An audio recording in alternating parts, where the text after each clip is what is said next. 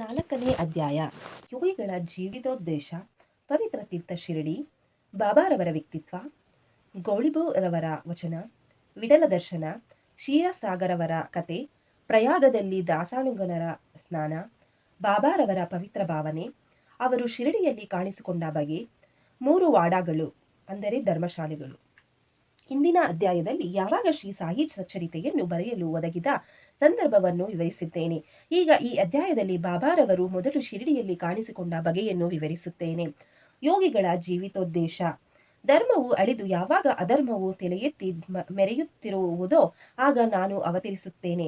ದುಷ್ಟರನ್ನು ಶಿಕ್ಷಿಸಿ ಶಿಷ್ಟರನ್ನು ರಕ್ಷಿಸಲೊಸಗುವ ಧರ್ಮವನ್ನು ಸ್ಥಾಪಿಸಲು ನಾನು ಯುಗ ಯುಗಗಳಲ್ಲಿಯೂ ಅವತರಿಸುತ್ತೇನೆ ಎಂದು ಭಗವಾನ್ ಶ್ರೀಕೃಷ್ಣನು ಹೇಳಿರುತ್ತಾನೆ. ಭಗವದ್ಗೀತೆ ಅಧ್ಯಾಯ 4 ಮತ್ತು 7, 8ರಲ್ಲಿ ಇದನ್ನು ಹೇಳಿರುತ್ತಾರೆ. ಪರಮಾತ್ಮನ ಉದ್ದೇಶವಿದು. ಅಂತೆಯೇ ಅವನ ಪ್ರತಿನಿಧಿಗಳಾದ ಸಾಧು ಸನ್ಯಾಸಿಗಳ ಜೀವಿತೋದ್ದೇಶವೂ ಸಹ ಇದೇ ಆಗಿರುತ್ತದೆ. ಅವರು ತಮ್ಮದೇ ಆದ ಒಂದು ರೀತಿಯಿಂದ ಈ ಗುರಿಯನ್ನು ಸಾಧಿಸುತ್ತಾರೆ. ಬ್ರಾಹ್ಮಣ, ಕ್ಷತ್ರಿಯ ಮತ್ತು ವೈಶ್ಯರವರು ಯಾವಾಗ ತಮ್ಮ ಕರ್ತವ್ಯಗಳನ್ನು ಮರೆಯುತ್ತಾರೆಯೋ, ಯಾವಾಗ ಧಾರ್ಮಿಕ ನೀತಿಗಳ ಕಡೆ ಜನರು ಗಮನ ಕೊಡದೆ ತಾವೇ ಅತಿ ವಿದ್ಯಾವಂತರೆಂದು ಮೂಢ ಭಾವನೆಯಿಂದಿರುತ್ತಾರೆಯೋ, ಯಾವಾಗ ಜನರು ಇತಿಯುತವಾದ ಆಹಾರ ಸೇವನೆ ಮತ್ತು ಮಾತಾನುಷ್ಠಾನವಾದ ಸಂಧ್ಯಾ ವಂದನೆ ಮುಂತಾದವುಗಳನ್ನು ನಿರ್ಲಕ್ಷಿಸುವರೋ, ಯಾವಾಗ ಮತೀಯ ಕಲಹಗಳು ಪ್ರಾರಂಭವಾಗುವವೋ, ಯಾವಾಗ ಯೋಗಿಗಳು ತಪಸ್ಸನ್ನಾಚರಿಸುವುದನ್ನು ಮರೆಯುವರೋ, ಯಾವಾಗ ಜನಕೋಟಿಯು ಹೊನ್ನು ಹೆಣ್ಣು ಮತ್ತು ಸಂತತಿಯೇ ಮುಖ್ಯವೆಂದು ಮೆರೆಯುವುದೋ, ಆಗ ವಚನ ಮತ್ತು ಕಾರ್ಯ ರೀತಿಯಿಂದ ಧರ್ಮವನ್ನು ಪುನರುದ್ಧಾರ ಮಾಡಲು ಮಹಾಯೋಗಿಗಳು ಕಾಣಿಸಿಕೊಳ್ಳುತ್ತಾರೆ. ಈ ರೀತಿ ನಿವೃತ್ತಿ, ಜ್ಞಾನದೇವ, ಮುಕ್ತಬಾಯಿ, ನಮಾದೇವ, ಘೋರ, ಗೋಣಾಯಿ, ಏಕನಾಥ, ತುಕಾರಾಮ, ನರಹರಿ, ನರಸೀಬಾಯಿ, ಸಾವತ ಮತ್ತು ಇನ್ನು ಮುಂತಾದ ಅನೇಕ ಯೋಗಿಗಳು ಆಗಾಗ್ಗೆ ಕಾಣಿಸಿಕೊಂಡು ಜನಗಳಿಗೆ ಸರಿಯಾದ ದಾರಿಯನ್ನು ತೋರಿಸಿದರು. ಕೊನೆಯದಾಗಿ ಬಾಬಾರವರು ಶಿರಡಿಯಲ್ಲಿ ಕಾಣಿಸಿಕೊಂಡರು. ಶಿರಡಿ ಒಂದು ಪವಿತ್ರ ಕ್ಷೇತ್ರ. ಅನೇಕ ಮಹಾಯೋಗಿಗಳಿಗೆ ಜನ್ಮವಿತ್ತ ಅಹಮದನಗರ ಜಿಲ್ಲೆಯಲ್ಲಿ ಗೋದಾವರಿ ನದಿ ತೀರವು ನಿಜಕ್ಕೂ ಅದೃಷ್ಟಶಾಲಿಯಾಗಿದೆ. ಶಿರಡಿಯೂ ಸಹ ಇದೇ ಅಹಮದನಗರದ ಜಿಲ್ಲೆಯಲ್ಲಿ ಕೋಪಾರಂಗವ ತಾಲೂಕಿನಲ್ಲಿದೆ. ಕೋಪಾರಗಾಂವದಿಂದ ಗೋದಾವರಿ ನದಿ ದಾಟಿದ ನಂತರ ಶಿರಡಿ ಬರುತ್ತದೆ. ಕೋಪಾರಂಗವದಿಂದ 9 ಮೈಲಿ ದೂರದಲ್ಲಿ ನಿಮಾವಾಂಗವ ಇದೆ. ಅಲ್ಲಿಂದ ಶಿರಡಿಯು ಕಾಣಿಸುತ್ತದೆ. ಕೃಷ್ಣಾ ನದಿ ದಡದಲ್ಲಿರುವ ಪವಿತ್ರ ಯಾತ್ರಾಸ್ಥಳಗಳಾದ ಗಾಣಗಾಪುರ, ನರಸಿಂಹವಾಡಿ, ಔದಂಬರಗಳ ಹಾಗೂ ಶಿರಡಿಯೂ ಸಹ ಪವಿತ್ರ ಕ್ಷೇತ್ರ.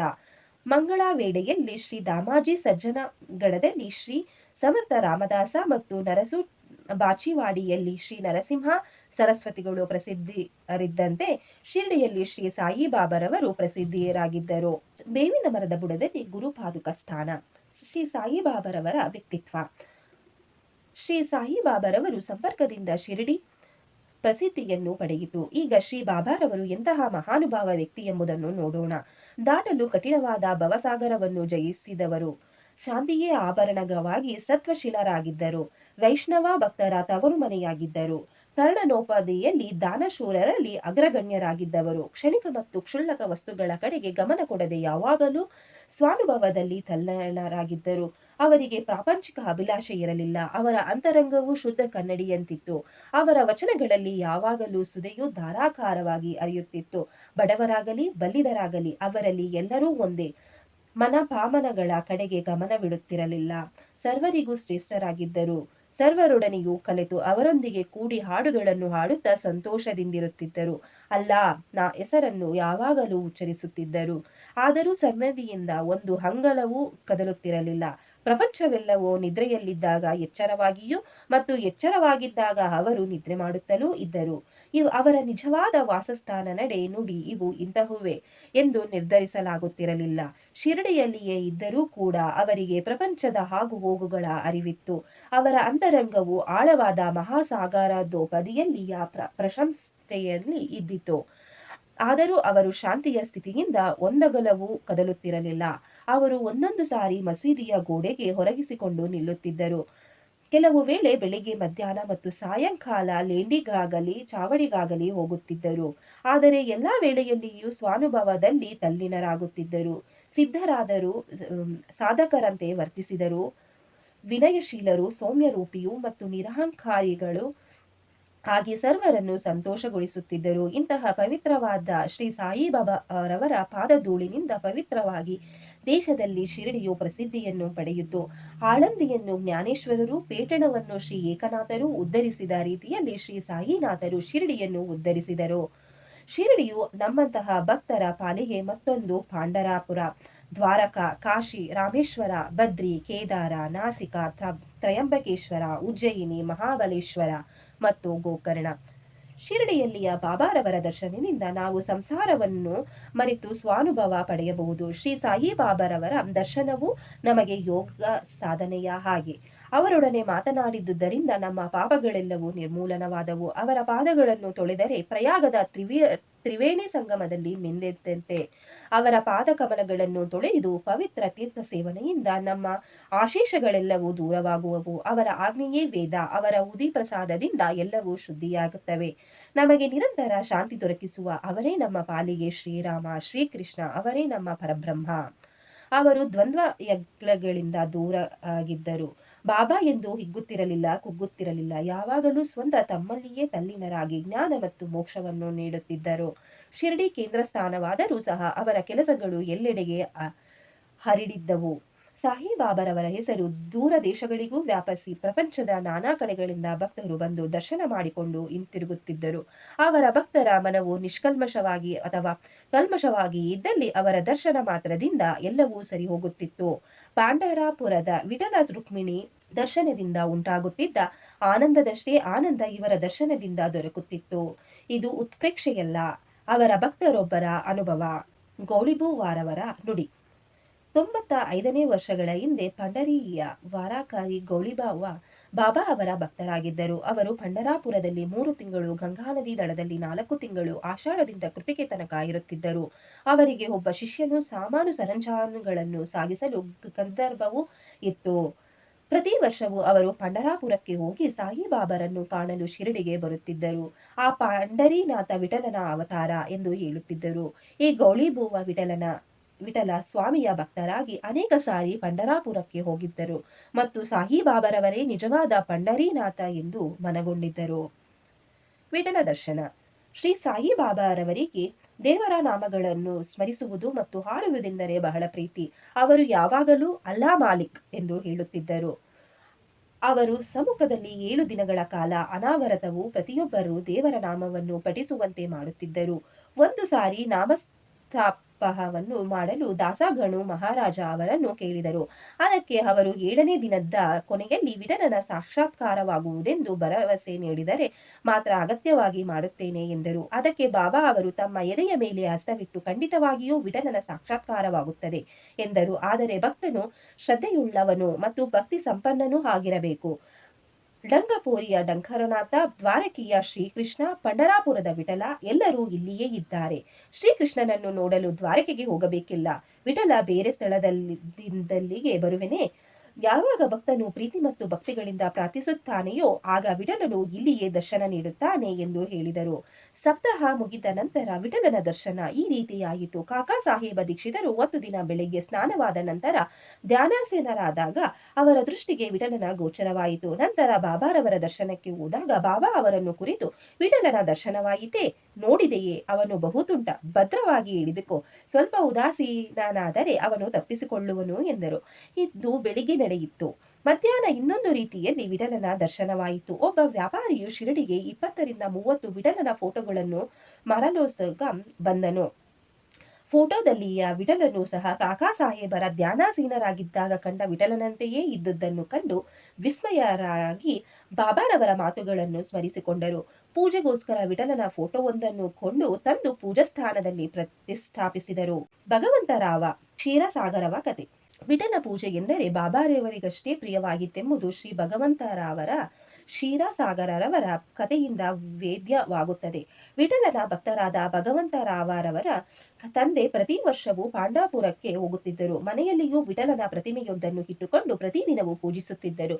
ಅವರ ಮರಣದ ನಂತರ ಅವರ ಪುತ್ರನು ಪೂಜೆ ಪುನಸ್ಕಾರ ಮತ್ತು ವರ್ಷಕ್ಕೊಮ್ಮೆ ಯಾತ್ರೆ ಮಾಡುವುದು ಎಲ್ಲವನ್ನೂ ಬಿಟ್ಟನು.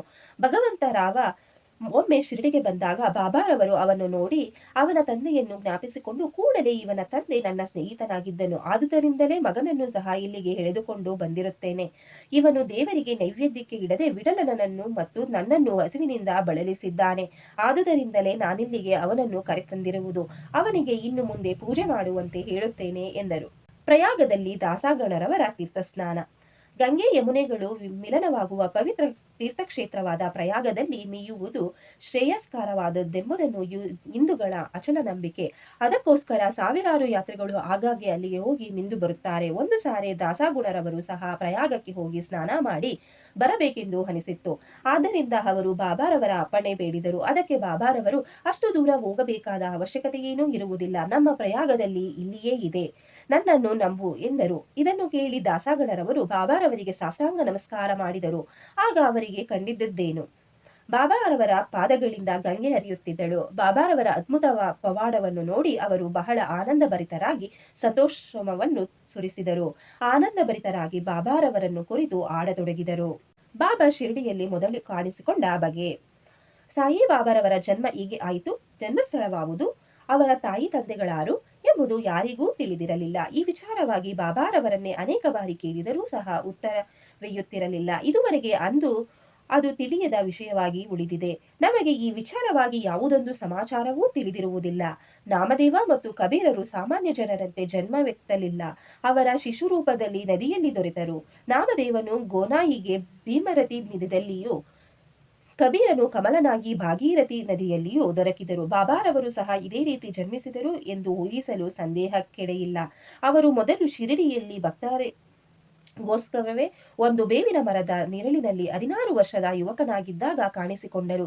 ಆಗಲೇ ಜ್ಞಾನಿಗಳಾಗಿದ್ದರು. ಅವರಿಗೆ ಪ್ರಾಪಂಚಿಕ ಸುಖಗಳ ಕಡೆಗೆ ಗಮನವಿರಲಿಲ್ಲ. ಮಾಯೆಯನ್ನು ಹೊರದೂಡಿದ್ದರು. ಮುಕ್ತಿಯು ಯಾವಾಗಲೂ ಅವರ ಪಾದ ಸೇವೆ ಮಾಡುತ್ತಿದ್ದಳು.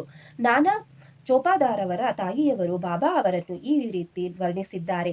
ಸುಂದರವಾಗಿಯೂ ಚಟುವಟಿಕೆಯಾಗಿಯೂ ಇದ್ದ ಈ ಹುಡುಗನ ಮೊದಲ ನಾಸಿಲನಾಗಿ ಬೇವಿನ ಮರದ ಕೆಳಗೆ ಕಾಣಿಸಿಕೊಂಡಳು. ಬಿಸಿಲು, ಚಳಿ, ಮಳೆ, ಗಾಳಿಗಳನ್ನು ಲೆಕ್ಕಿಸದೆ ಕಠಿಣವಾದ ತಪಸ್ಸಿನಲ್ಲಿ ನಿರತನಾದ ಈ ಬಾಲ ಸಾಧುವನ್ನು ನೋಡಿ ಹಳ್ಳಿಯ ಜನರೆಲ್ಲರೂ ವಿಸ್ಮಿತರಾದರು. ಈ ಹುಡುಗನ ಹೇಗೆ ಬಂದನು ಎಂದು ಪಿಸುಗುಡುತ್ತಿದ್ದರು. ಅವನ ರೂಪ ಲಾವಣ್ಯಗಳು ಇವನ ಏಕೈಕ ದರ್ಶನ ಮಾತ್ರದಿಂದಲೇ ಸರ್ವರನ್ನು ಸಂತೋಷಗಳಿಸುತ್ತಿದ್ದವು. ಅವನು ಯಾರ ಮನೆ ಬಾಗಿಲಿಗೂ ಹೋಗುತ್ತಿರಲಿಲ್ಲ. ಯಾವಾಗಲೂ ಬೇವಿನ ಮರದ ಕೆಳಗೆ ಕುಳಿತಿರುತ್ತಿದ್ದನು. ಅನುರಾಗಯುಕ್ತವಾಗಿ ಎಲ್ಲರಿಗೂ ಅವನು ಸಮಸ್ಯನಾಗಿದ್ದನು. ಒಂದು ದಿನ ಖಂಡೋಬಾ ದೇವರು ಒಬ್ಬನ ಮೈಯಲ್ಲಿ ಬಂದಾಗ ಊರಿನ ಜನರು, ಏ ದೇವ, ಯಾವ ಪುಣ್ಯಾತ್ಮ ಪುತ್ರನಿವನು, ಇವನಿಲ್ಲಿಗೆ ಬಂದ ಬಗೆ ಹೇಗೆ ತಿಳಿಸಿ ಎಂದು ಕೇಳಲು, ಖಂಡೋಬನು, ಒಂದು ಹಾರೆಯನ್ನಿ ತೆಗೆದುಕೊಂಡು ಬನ್ನಿರಿ, ನಾನು ತೋರಿಸಿದ ಜಾಗದಲ್ಲಿ ಅಗೆಯಿರಿ ಎಂದು ಉತ್ತರವಿತ್ತನು. ಆಗ ಜನರು ಕೂಡಲೇ ಆ ಜಾಗದಲ್ಲಿ ಅಗೆದರು. ಅಗೆಯುತ್ತಿರುವಾಗ ಒಂದು ಕಲ್ಲಿನ ಚಪ್ಪಡಿ ಸಿಕ್ಕಿತು. ಅದನ್ನು ತೆಗೆದು ನೋಡಲಾಗಿ ಒಂದು ಹಜಾರವು ಕಾಣಿಸಿತು. ಆಗ ಖಂಡೋಬನು, ಈ ಹುಡುಗನು ಇಲ್ಲಿ 12 ವರ್ಷ ಕಾಲ ತಪಸ್ಸು ಮಾಡಿರುವನು ಎಂದನು. ಕೂಡಲೇ ಜನರು ಈ ವಿಷಯದಲ್ಲಿ ಆ ಹುಡುಗನ ಪ್ರಶ್ನಿಸಲು, ಇದು ನನ್ನ ಗುರುವಿನ ಸ್ಥಾನ, ಇದನ್ನು ಜೋಪಾನವಾಗಿ ಕಾಪಾಡಿ ಎಂದು ಬೇಡಿಕೊಂಡನು. ಆಗ ಅವರು ಅದರಂತೆ ಆ ಜಾಗವನ್ನು ಮೊದಲಿನಂತೆ ಮುಚ್ಚಿದರು. ಅಶ್ವತ್ಥ ಮರವು ಹೇಗೆ ಶ್ರೇಷ್ಠವೆಂಬ ನಂಬಿಕೆ ನಮ್ಮಲ್ಲಿದೆಯೋ ಅದೇ ರೀತಿ ಬಾಬಾರವರಿಗೆ ಬೇವಿನ ಮರವೆಂದರೆ ಅಷ್ಟು ಪ್ರೀತಿ. ಮಹಳ್ಳ ಸಾಪಾತಿ ಮತ್ತು ಅನೇಕ ಶಿರಡಿ ನಿವಾಸಿಗಳು ಆ ಜಾಗವನ್ನು ಬಾಬಾರವರ ಗುರುವಿನ ವಿಶ್ರಾಂತಿ ಸ್ಥಾನವೆಂದು ಗೌರವಿಸಿ ಪೂಜೆ ಹತ್ತಿದರು.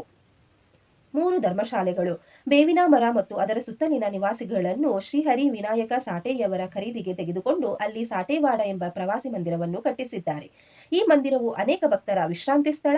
ಬೇವಿನ ಮರಕ್ಕೆ ಸುತ್ತಲೂ ಕಟ್ಟೆಯನ್ನು ಕಟ್ಟಿರುತ್ತಾರೆ. ಬೇವಿನ ಮರದ ಹತ್ತಿರ ಯಾರು ಗುರುವಾರ ಮತ್ತು ಶುಕ್ರವಾರದಂದು ಧೂಪವನ್ನು ಹಾಕುತ್ತಾರೆಯೋ ಅವರಿಗೆ ದೇವರ ಅನುಗ್ರಹದಿಂದ ಶಾಂತಿ ಸುಖಗಳು ಲಭಿಸುವುದೆಂದು ಪ್ರತೀತಿ ಇದೆ. ಈ ಮಂದಿರವು ಬಹಳ ಹಳೆಯದಾಗಿದ್ದರಿಂದ ಸಂಸ್ಥಾನದವರು ಅದನ್ನು ಸರಿಪಡಿಸಿ ಸ್ವಚ್ಛವಾಗಿ ಶುಚಿಯಾಗಿಟ್ಟಿರುತ್ತಾರೆ. ಸಾಟೇವಾಡ ಕಟ್ಟಿದ ಸ್ವಲ್ಪ ದಿನಗಳಲ್ಲಿಯೇ ದೀಕ್ಷಿತವಾಡ ನಿರ್ಮಿತವಾಯಿತು. ಮುಂಬಯಿಯ ಸಲಹಾ ವಕೀಲರಾದ ಕಾಕಾ ಸಾಹೇಬ ದೀಕ್ಷಿತರು ಒಮ್ಮೆ ಲಂಡನ್ನಿಗೆ ಹೋಗಿದ್ದಾಗ ಒಂದು ಅಪಘಾತದ ಪ್ರಯುಕ್ತ ಕಾಲುಗಳಿಗೆ ಏಟು ಬಿದ್ದು ಯಾವುದರಿಂದಲೂ ಸರಿ ಹೋಗಲಿಲ್ಲ. ನಾನಾ ಸಾಹೇಬ ಚಂದೋರಕರ ಅವರು ಸಾಯಿಬಾಬಾರ ದರ್ಶನ ಪಡೆಯುವಂತೆ ಪ್ರೇರೇಪಿಸಿದರು. ಅದರಂತೆ ಅವರು 1909ರಲ್ಲಿ ಸಾಯಿಬಾಬಾರವರ ದರ್ಶನ ಪಡೆದರು. ಮನೋರೋಗವನ್ನು ನಿವಾರಣೆ ಮಾಡಿ ಎಂದು ಬೇಡಿಕೊಂಡರು. ಬಾಬಾರವರ ದರ್ಶನದಿಂದ ತೃಪ್ತರಾಗಿ ಶಿರಡಿಯಲ್ಲಿ ನೆಲೆಸಬೇಕೆಂದು ಮನಸ್ಸು ಮಾಡಿದರು. ಶಿರಡಿಯಲ್ಲಿ ಭಕ್ತರಿಗೊಂದು ಮಂದಿರವನ್ನು ಕಟ್ಟಿಸಿ ತಾವು ಒಂದು ಮನೆಯನ್ನು ಕಟ್ಟಿಸಿಕೊಂಡು ಇದು ಆರಂಭವಾಗಿದ್ದು 10/12/1910ರಂದು. ಅದೇ ದಿನ 2 ಮುಖ್ಯ ಘಟನೆಗಳು ಜರುಗಿದವು. ಶ್ರೀ ದಾದಾ ಸಾಹೇಬ ಕಾರ್ಪಡೆಯವರಿಗೆ ಮನೆಗೆ ಹೋಗಲು ಅನುಮತಿ ದೊರಕಿತು. ಎರಡನೇದು ಚಾವಡಿಯಲ್ಲಿ ರಾತ್ರಿ ಆರತಿ ಪ್ರಾರಂಭವಾಯಿತು. ಈ ದೀಕ್ಷಿತವಾಡಿಯು 1911ನೇ ವರ್ಷದಲ್ಲಿ ಶ್ರೀ ರಾಮನವಮಿಯ ದಿನ ಉದ್ಘಾಟಿಸಲ್ಪಟ್ಟಿತು. ಮೂರನೆಯ ಮಂದಿರವು ನಾಗಪುರದ ಲಕ್ಷಾಧೀಶರಾದ ಶ್ರೀ ಬೂಟಿಯವರ ಸಹಾಯದಿಂದ ನಿರ್ಮಿತವಾಯಿತು. ಇದಕ್ಕೆ ಲಕ್ಷಾಂತರ ರೂಪಾಯಿಗಳನ್ನು ಖರ್ಚು ಮಾಡಿದರು. ಈ ಮಂದಿರದಲ್ಲಿ ಶ್ರೀ ಸಾಯಿಬಾಬಾರವರ ದೇಹವು ವಿಶ್ರಾಂತಿ ಪಡೆಯುತ್ತಿರುವುದರಿಂದ ಭವನ ನಿರ್ಮಾಣಕ್ಕೆ ವಿನಿಯೋಗಿಸಿದೆ. ಹಣವು ಸದ್ವಿನಿಯೋಗವಾಯಿತೆಂದೇ ಹೇಳಬಹುದು. ಈ ಮಂದಿರವೇ ಈಗಿನ ಸಮಾಧಿ ಮಂದಿರ. ಈ ಮಂದಿರದಲ್ಲಿ ನಿವೇಶನದಲ್ಲಿ ಬಾಬಾರವರು ಪ್ರತಿದಿನವೂ ನೀರೆರೆದು ಒಂದು ತೋಟ ನಿರ್ಮಿಸಿದ್ದರು. ವಾಮನ ತಾತ್ಯ ಅವರ ಸಹಾಯದಿಂದ ತೋಟವನ್ನು ನೋಡಿಕೊಳ್ಳುತ್ತಿದ್ದ ಬಗೆ, ಪುನಃ ಚಾಂದ್ ಪಾಟೀಲರ ಅವರ ಮದುವೆ ನಿಬ್ಬಣದ ಸಂಗಡ ಶಿರಡಿಗೆ ಬಂದ ರೀತಿ, ಮೊಹಮ್ಮದಿನ ತಾಂಬೋಲಿಯವರೊಡನೆ ಕುಸ್ತಿ ಆಡಿದುದು, ಇನ್ನು ಮುಂತಾದ ವಿಚಾರಗಳ ಬಗ್ಗೆ ಮುಂದಿನ ಅಧ್ಯಾಯದಲ್ಲಿ ವಿವರವಾಗಿ ಪ್ರಸ್ತಾಪಿಸುತ್ತೇನೆ. ಶ್ರೀ ಸಾಯಿ ಪ್ರಣಾಮ.